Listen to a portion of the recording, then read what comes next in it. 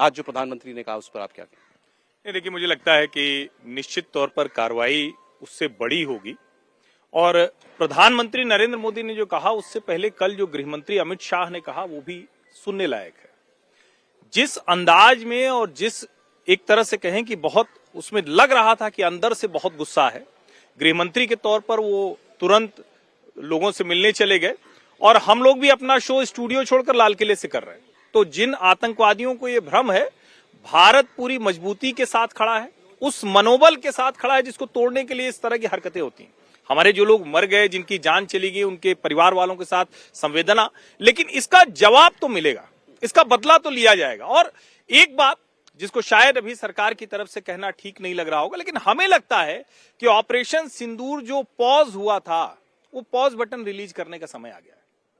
ये नहीं हो सकता है क्योंकि हमें अभी तक कोई ऑफिशियल वो बात नहीं पता चली, लेकिन एक बात तो बार बार आ रही है ना कि कोई हैंडलर था जो पाकिस्तान में बैठा था जैश ए मोहम्मद का, जो वाया टेलीग्राम या किसी दूसरे ऐसे जो कम्युनिकेशन के टूल्स हैं उनके जरिए वो कुछ मैसेजिंग कर रहा था।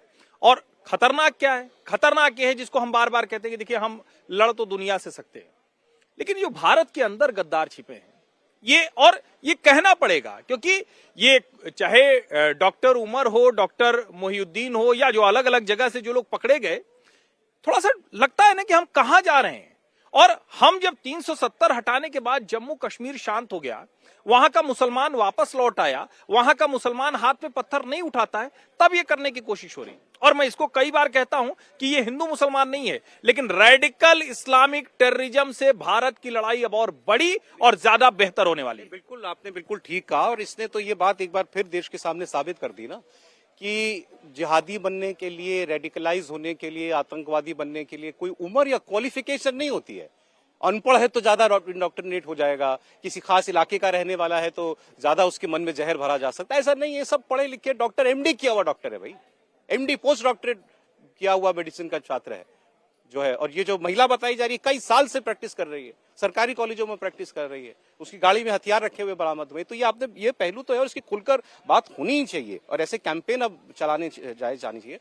आप व्यूअर्स की हमारी दिलचस्पी इस वक्त होगी भाई ये बताइए हमको कि कौन और पकड़ा जा रहा है, क्या और पता चला है, तो वो हम लगातार वो तो आपको हम लोग बताते ही रहेंगे।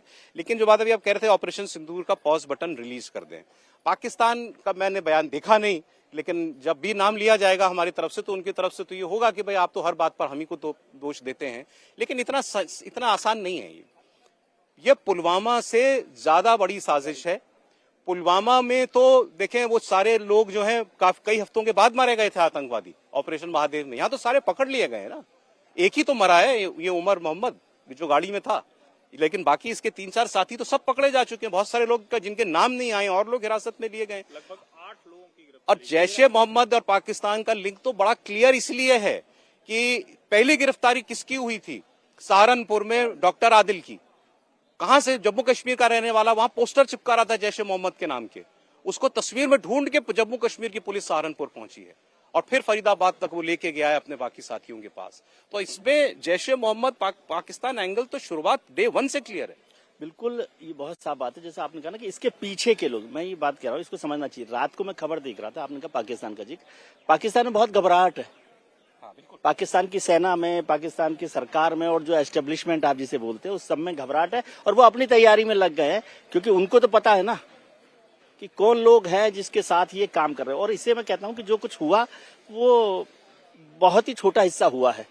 ये घटना मतलब हमारी जो सिक्योरिटी एजेंसीज है, इंटेलिजेंस एजेंसीज है, उन्होंने समय रहते इसको पकड़ लिया। इसलिए ये समझना कि 8 लोग मारे गए हैं तो ये घटना ऐसी 8 लोगों की घटना नहीं है, ये एक बड़ी साजिश थी। 3000 किलो विस्फोटक को लेकर जिस तरह से किया है। और आप कह रहे हैं जिनके पीछे वालों के पीछे जो खड़े ना उनकी बात कीजिए। और मैं ये कह रहा हूँ, जब सरकार ने इस पूरे मामले को, होम मिनिस्टर को मैं रात को देख रहा था, होम मिनिस्टर जिस तरह से आए और एनआईए को एक तरह से ये जांच सौंप दी गई है। एनआईए का मतलब है कि टेररिज्म का मतलब है, और टेररिज्म का मतलब है सरकार ने साफ कहा कि act of terror act of war है। तो जो हर्षवर्धन जी कह रहे हैं, मैं समझता हूँ ये फिर से वहीं पर वक्त आ गया, क्योंकि पॉज को है ना बहुत देर तक पॉज नहीं किया जा सकता। पॉज थोड़े से समय के लिए होता है। पॉज का मतलब ये होता है कि किसी दिन जरूरत पड़े, तो मुझे लगता है कि ये जरूरत आ गई है। और अब यदि ये पॉज बटन को आप ओपन करते हैं तो फिर दोबारा पॉज करने की जरूरत ना पड़े, इसका हिसाब किताब ठीक से किया जाए, बराबर हो इस बार बराबर हिसाब किताब हो, ऐसा लगता है। और ये वक्त आ गया, क्योंकि ये बड़ी घटना थी और मैं तो शुक्र मनाने वाली बात करता हूँ कि ये बहुत छोटे से में निपट गया है। ये बात तो बिल्कुल आपको भी, मैं तो जब से आया हूँ यहाँ मैं ये कह रहा हूँ, ये ना कहें कि 8 लोग मरे हैं। नहीं वो तो नुकसान हमारा हुआ, वो दर्द तो हमें है। ऐसा लगता है कि केवल 8 लोग नहीं। ये आप एजेंसियों को अपनी क्रेडिट भी दीजिए भाई। तैयारी 3000 किलो विस्फोटक की थी दिल्ली में, न जाने दिल्ली में ही अगर प्लान होता तो, जैसे कोई कह रहा था, मैं किसी सीनियर जर्नलिस्ट को आज पढ़ रहा था, उन्होंने कहा कि क्या मालूम इनकी दिल्ली में सीरियल ब्लास्ट करने की साजिश थी। हो सकता है ये जगह जगह पर, ये आदमी जिसने कल ब्लास्ट किया हो सकता है ये ओरिजिनल टारगेट ही ना रहा हो। वो तो क्यों पैनिक कर गया, उसके सारे साथी पकड़े गए थे, उसके पास कुछ विस्फोटक बचा हुआ था, वो गाड़ी में बांध करके उसको निकला। 3 घंटे पार्किंग लॉट में वो कुछ सोच रहा होगा ना। 3 घंटे यहाँ बैठा रहा पीछे पार्किंग में कल डॉक्टर उम्मद, ब्लास्ट करने से पहले कि इससे बात कर रहा होगा, मैसेज का इंतजार कर रहा होगा, सोच नहीं रहा कि वो वहां पर आगे क्या करना है, किसी ने निर्देश, उनके जो आका है वो क्या मैसेज दे रहे हैं। इसलिए इसको समझिए कि ये केवल हिंदुस्तान के कुछ स्लीपर सेल का और ये सारा मसला नहीं है, ये बिल्कुल क्रॉस बॉर्डर टेररिज्म का मसला है। और वो अपने आकाओं से मैसेज ले भी रहा होगा, जो मिला क्लियर कह दिया ये क्रॉस बॉर्डर टेररिज्म ही है। मुझे इसके अलावा कुछ नहीं लगता, ये क्रॉस बॉर्डर टेररिज्म ही है।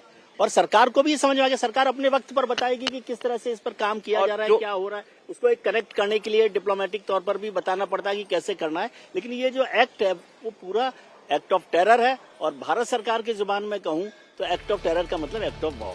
प्रधानमंत्री ने जब ये आज बात कही भूटान से, तो वो भी बड़ा सोच समझकर उन्होंने कहा ना कि मैं वही संदेश दे रहा हूं जो मैंने पहलगाम के बाद दिया था। वैसे ही शब्द का इस्तेमाल, वैसे ही अंग्रेजी में ब्रेक करके दोबारा उस बात को कहना, बिल्कुल ठीक वैसा ही मैसेज था। और उन्होंने ये कहा मैं रात भर इसी केस से जुड़े लोगों से बात करता रहा। तो जो जानकारी हमारे पास नहीं है उनके पास है, इसीलिए आज उन्होंने बात कही है कि इसके पीछे जो लोग थे उन लोगों का पूरा हिसाब किया जाए। निश्चित रूप से मुझे लगता है कि जिस तरीके से अगर आप भारत में इतिहास देखेंगे पिछले कुछ समय से, जिस तरीके से विस्फोट हुए थे इस तरीके से, उसमें निश्चित रूप से क्रॉस बॉर्डर टेररिज्म का हाथ रहा था और पाकिस्तान की उसकी भूमिका रही थी।